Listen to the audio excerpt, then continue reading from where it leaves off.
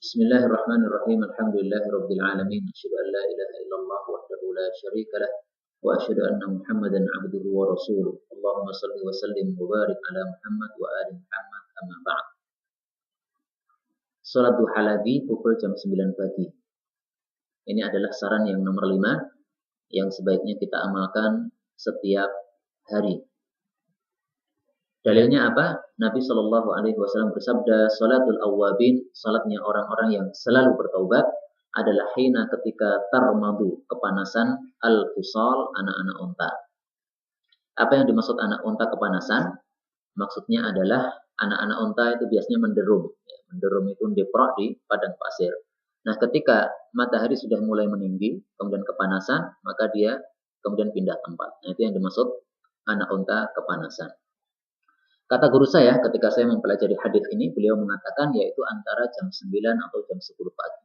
Sehingga hadis ini merupakan dalil bahwasanya jam 9 atau sekitar jam 10 itu kita disunahkan sangat-sangat untuk melakukan sholat duha.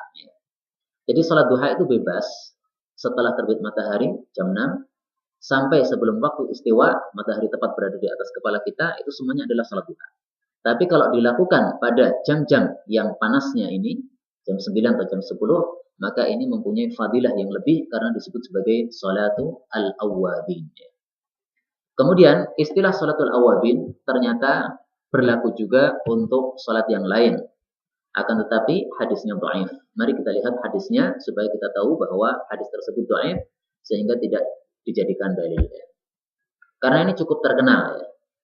Bahkan salah satu guru kami dari Yaman, Syekh Ahmad Asy-Syihabi, ketika ditanya tentang salatul awwabin, maka beliau mengatakan itu adalah salat antara maghrib dan isya. Namanya salatul awwabin. Nah, tapi ini hadisnya dhaif sehingga tidak bisa dijadikan sebagai dalil.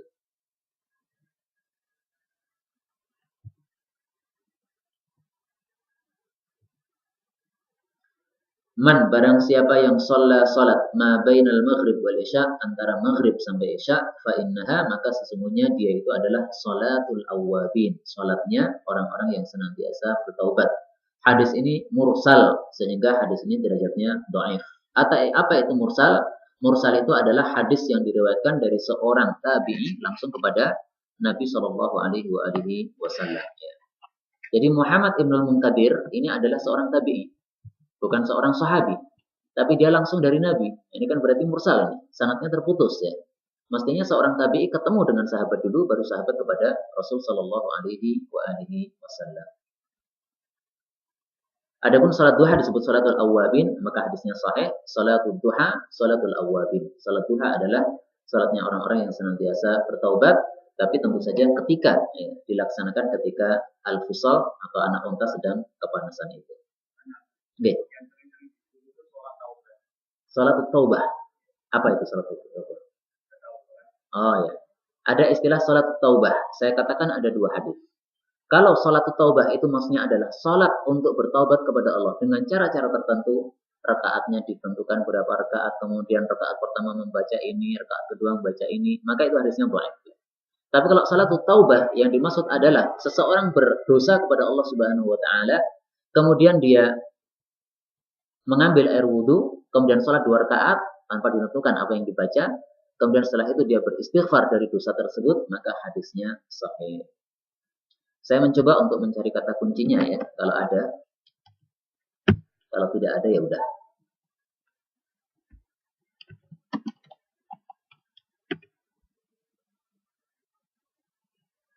Ya, berarti saya kata kuncinya lupa, tapi yang jelas isinya tidak ada seorang muslim yang berdosa kepada Allah, kemudian dia berwudu secara baik, salat 2 rakaat, kemudian minta ampun dari dosa tersebut, maka pasti diampuni oleh Allah Subhanahu wa taala. Itu hadis yang sahih tentang salat taubah. Adapun cara-cara tertentu, maka enggak ada yang sahih.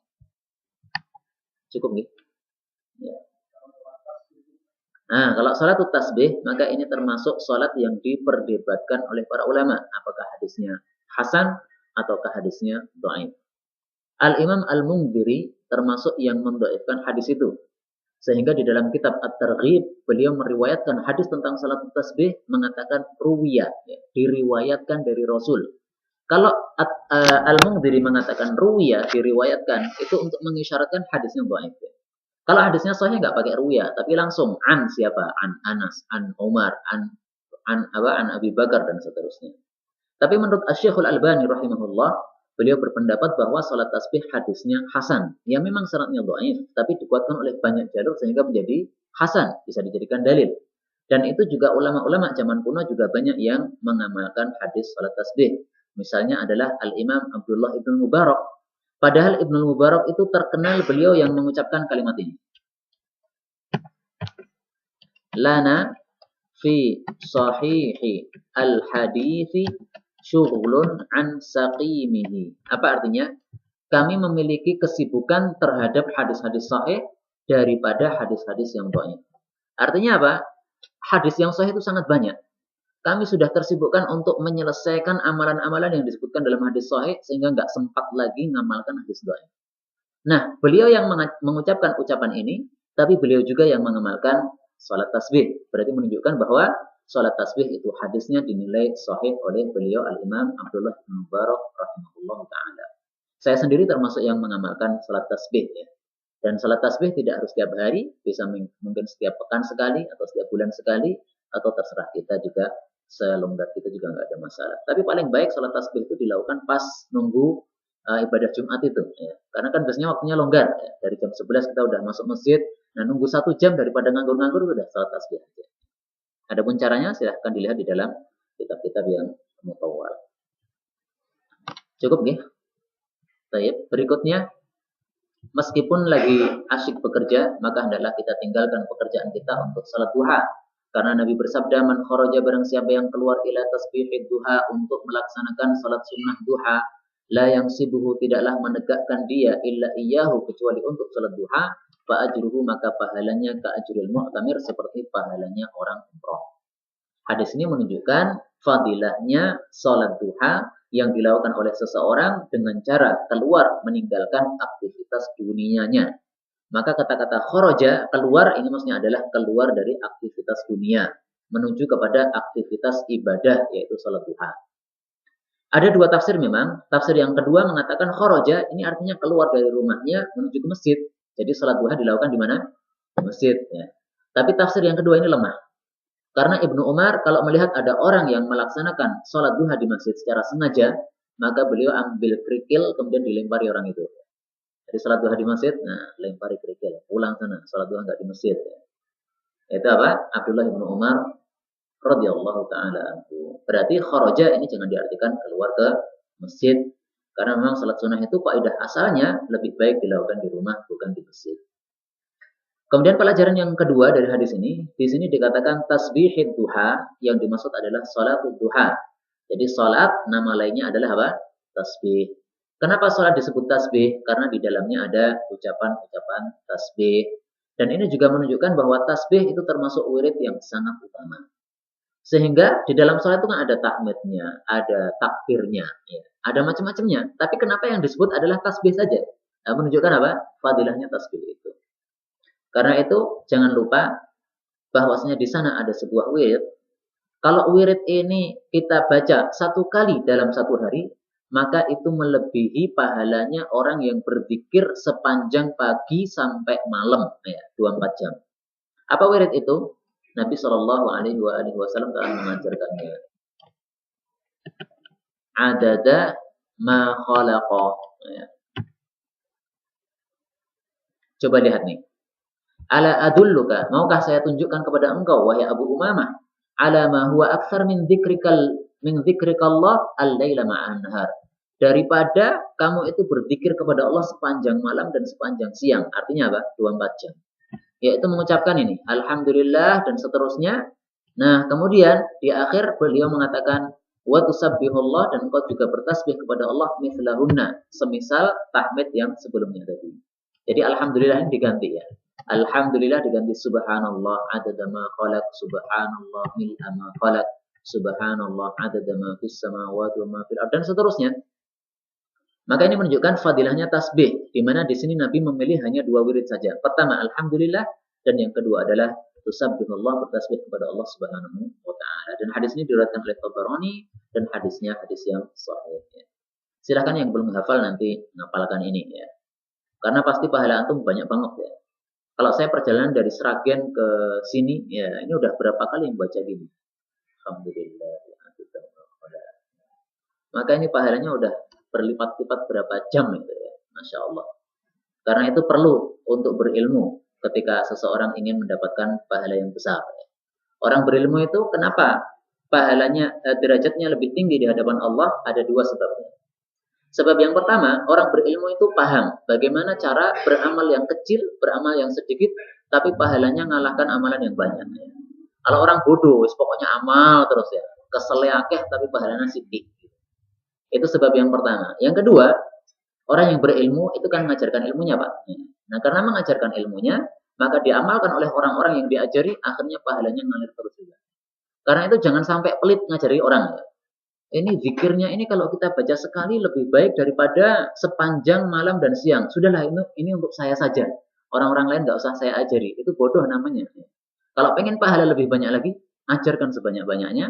Karena semakin kita ajarkan kepada orang lain mengamalkan, juga kita mendapatkan pahala tambahannya. Maka di sini Nabi mengatakan, ta'allamhunna, ajarilah, pelajarilah wirid itu.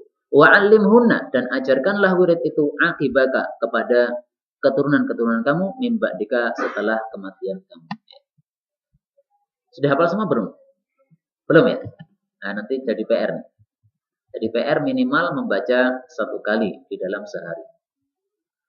Baik, salat sunnah qobliyah duhur 4 rakaat. Ini usulan yang kita usulkan pada bulan Ramadan, tapi kalau dilakukan setelah Ramadan juga nggak apa-apa, bagus ya. Tidak ada masalah kita salat qobliyah duhurnya 4 rakaat. Karena fadilahnya sangat besar, yaitu Nabi mengatakan arba'un, ada 4 rakaat qabla duhri sebelum salat duhur, laisa fihinna taslim, yang tidak ada salam di tengahnya. Tuftahu lahunna abwabus sama, dibuka terhadapnya pintu-pintu langit.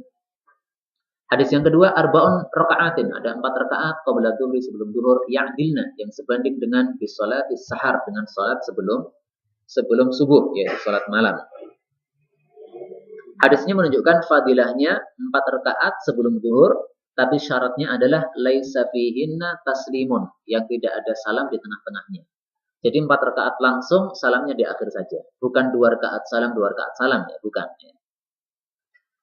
Kemudian dari hadis ini ada beberapa masalah. Masalah yang pertama, bahwasanya salat yang arba'un, yang 4 rakaat, salat sunnah maksud saya, itu bisa dikerjakan dengan 2 cara. Cara yang pertama adalah 2 rakaat salam, 2 rakaat salam, dan hadisnya sudah populer. Nabi Shallallahu Alaihi Wasallam mengatakan, salatul laili wan nahari mathna mathna. Salat itu pada waktu malam maupun pada waktu siang itu adalah mathna mathna. Ini diriwayatkan oleh Imam Ahmad. Salatul laili wan nahari mathna mathna. Jadi 2 rakaat salam, 2 rakaat salam. Cara yang kedua, sebagaimana disebutkan dalam hadis ini, boleh langsung 4 rakaat. Dan kalau 4 rakaat itu boleh 4 rakaat itu tahiyatnya 1 saja, yaitu di akhirnya saja, atau boleh juga tahiyatnya 2 kali. Ya. Jadi 2 rakaat, tahiyat awal, kemudian langsung bangkit lagi 2 rakaat, tahiyat akhir, kemudian salam. Ya. Maka ada 3 cara berarti. Baik. Tapi untuk sebelum duhur, ini paling utamanya adalah 4 rakaat tanpa ada salam di tengahnya. Tapi untuk sholat-sholat yang lainnya, itu paling utama adalah 2 rakaat salam, sebagaimana sabda Nabi tadi, salatul laili wan nahari mathna mathna. Kemudian pelajaran yang kedua dari hadis ini, bahwa hadis ini menunjukkan adanya abwabus sama, adanya pintu-pintu langit. Sayang sekali kita tidak bisa melihatnya. Jadi banyak sekali di alam ini, perkara-perkara yang kita tidak melihatnya, padahal Allah Subhanahu wa Ta'ala menciptakannya. Langit mempunyai pintu-pintu. Di gunung-gunung itu ada malaikat-malaikat yang menjaganya. Ya. Mungkin kalau kita melihat bentuknya, malaikat bisa semaput ya, karena takut gitu. Maka Allah Subhanahu wa Ta'ala tidak menampakkannya. Kita mempunyai nyawa di dalam tubuh kita, tapi nyawa itu bentuknya kayak apa nggak pernah lihat, Pak ya. Nah nanti kalau kita mati, kita akan tahu bentuk nyawa kita itu kayak apa, tahu ya. Buktinya apa? Orang yang mati itu kalau mati kan ngelirik gitu. Ya. Nah ngelirik ini kata Nabi Shallallahu Alaihi Wasallam itu mengikuti rohnya pergi kemana. Ya. Tapi sayang sekali yang bisa melihat roh pada saat itu hanya orang yang mati itu saja. Orang-orang sekitarnya nggak bisa, Pak. Karena kalau bisa roh itu tarik lagi, masukkan lagi ke nyawanya, ke badannya tadi ya, biar tidak mati. Maka tidak diperlihatkan oleh Allah Subhanahu wa Ta'ala. Baik, kemudian pelajaran berikutnya di sini dikatakan pintu langit dibuka. Apa sih maksudnya? Maksudnya adalah kalau kita berdoa kepada Allah Subhanahu wa taala setelah melakukan 4 rakaat sebelum zuhur tadi, maka doa kita lebih mustajab karena pintu langit sudah dibukakan untuk kita. Kemudian amalan kita diterima oleh Allah Subhanahu wa taala. Karena amalan itu kan dinaikkan kepada Allah Subhanahu wa taala. Nah, ketika pintu langit dibuka, ini menunjukkan atau mengisyaratkan amalan kita tadi diterima oleh Allah Subhanahu wa taala.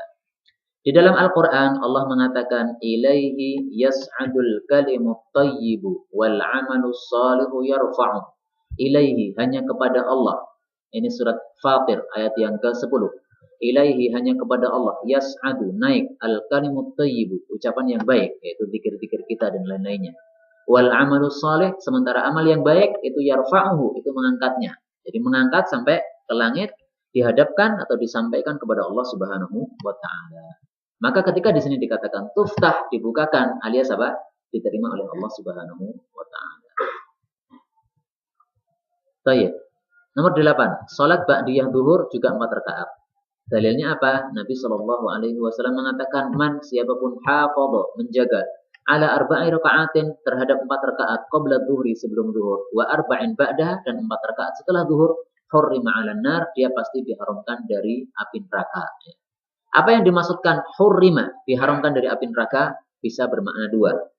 Hurrima yang pertama diharamkan berarti sama sekali nggak masuk ke dalam neraka. Hurrima yang kedua diharamkan artinya diharamkan kekal di dalam neraka. Jadi nggak akan kekal di dalam neraka. Mungkin masukkan ke dalam neraka, ya mungkin karena maksiat-maksiatnya. Tapi setelah itu akan dikeluarkan oleh Allah Subhanahu wa taala dari neraka itu. Ya tergantung amal kita ya. Kalau amal kita baik semuanya atau yang jelek-jeleknya diampuni oleh Allah, ya berarti nggak pernah mampir ke neraka. Tapi kalau ada yang tidak diampuni oleh Allah, ya berarti terpaksa mampir dulu. Tapi mudah-mudahan Allah Subhanahu wa taala mengampuni dosa kita semua. Baik, nomor 9, salat qobliyah asar 4 rakaat. Rahimallah, semoga Allah itu merahmati imra'an, seorang laki-laki, shalla yang dia itu melaksanakan salat qoblal asri sebelum asar arba'an 4 rakaat. Hadis ini diriwayatkan oleh Abu Dawud, Tirmidzi dan dikatakan derajatnya hasan. Siapa yang mengatakan hasan? Yang mengatakan Asy-Syaikh Al-Albani rahimahullahu taala. Tapi saya harus jujur bahwasanya hadis ini diperdebatkan oleh para ulama. Ada yang mengatakan tidak ada hadis tentang qobliyah salat asar yang sahih, enggak ada. Sehingga ulama mazhab Hanafi mengatakan tidak ada salat sunnah sebelum asar, enggak ada. Kenapa? Karena enggak ada hadis yang diterima di dalamnya. Ya. Tapi kalau mazhab-mazhab yang lain mengatakan ada, dalilnya ini Abu Dawud dan Tirmidzi dan hadisnya hasan menurut para ulama termasuk Asy-Syaikh Al-Albani, sehingga boleh seseorang itu menjaga salat sebelum asar, yaitu melaksanakan secara kontinu salat sunnah sebelum asar ini. Dan saya lebih cenderung pendapat kedua bahwasanya hadis ini bisa dijadikan dalil, hadis ini termasuk hadis yang hasan ya. Karena dikuatkan oleh dalil-dalil umum yang lainnya yang menunjukkan adanya salat di antara adzan dan iqamah. Kemudian dari hadis ini ada 3 pembahasan. Pertama, di sini Nabi mengatakan rahimallah. Kata-kata rahimallah ini bisa diterjemahkan dengan 2 terjemah. Yang pertama, rahimallah semoga Allah merahmati. Berarti ini adalah jumlah doaiyah ya, kalimat doa. Mudah-mudahan Allah merahmati. Terjemah yang kedua, rahimallah Allah itu pasti atau telah merahmati. Berarti ini adalah jumlah khobariyah, kalimat berita. Dua-duanya benar ya. Jadi Allah Subhanahu wa taala memang betul-betul sudah merahmati orang yang melakukan perbuatan ini dan itu juga didoakan oleh Nabi Shallallahu alaihi wasallam untuk senantiasa diberikan rahmat oleh Allah Subhanahu wa taala. Pelajaran yang kedua di sini dikatakan imra'an, seorang laki-laki. Pertanyaan, apakah kalau perempuan salat sunnah sebelum asar 4 rakaat juga mendapatkan fadilah ini atau tidak? Dapat enggak, Mas? Ini kan lafalnya mengatakan imra'an laki-laki ya. Berarti perempuan enggak, ya kan? Cocok enggak? Enggak cocok ya pasti, karena kalau begitu berarti enggak adil. Nah, intinya saja Rasul Shallallahu Alaihi Wasallam mengisyaratkan dalam hadis yang sahih bahwasanya laki-laki perempuan hukumnya sama di dalam Islam, tidak dibeda-bedakan. Diriwayatkan oleh Imam Ahmad dan juga Baihaqi dan juga Abu Dawud, innan nisa sesungguhnya para wanita syaqaiqur rijal itu adalah belahannya kaum laki-laki atau saudari kandungnya kaum laki-laki. Artinya apa? Kalau laki-laki mempunyai sebuah hukum, maka wanita ini hukumnya sama dengan laki-laki itu. Kalau wanita mempunyai sebuah hukum, maka laki-laki sama dengan wanita itu. Kecuali kalau ada dalil khusus yang membedakan, ya. Untuk laki-laki, kalau ada imamnya salah, maka hendaklah mengucapkan subhanallah. Kalau untuk perempuan, maka hendaklah apa? Menepukkan tangannya ini. Nah, ini sudah ada dalil yang jelas, berarti dibedakan. Tapi selama tidak ada pembedanya, maka di sini imro'an laki-laki itu berlaku juga untuk perempuan, ya. Karena an-nisa'u syaqa'iqur rijal. Lah pertanyaannya, kenapa kok Nabi mengatakan imro'an, laki-laki? Kok tidak mengatakan perempuan gitu aja? Karena Nabi Shallallahu Alaihi Wasallam kajian-kajiannya itu lebih sering bersama kaum laki-laki. Kaum perempuan itu kajian dengan Nabi jarang, ya. Mungkin sepekan hanya sekali atau sebulan hanya sekali. Tapi kalau sama laki-laki setiap hari kajian. Ba'da subuh selalu ada kajian bersama Rasul Shallallahu Alaihi Wasallam. Kemudian pelajaran yang terakhir sebagai penutup sebelum maghrib, maka di sini dikatakan qoblal asri, sebelum asar, yang dimaksud adalah setelah adzan asar itu, ya. Jadi setelah masuk waktu asar itu yang dimaksud oleh hadis ini. Jadi bukan sebelum memasuki waktu asar, ya. Wallahu a'lam bishawab. Subhanakallahumma rabbana bihamdik asyhadu an la ilaha illa anta astaghfiruka wa atubu ilaik.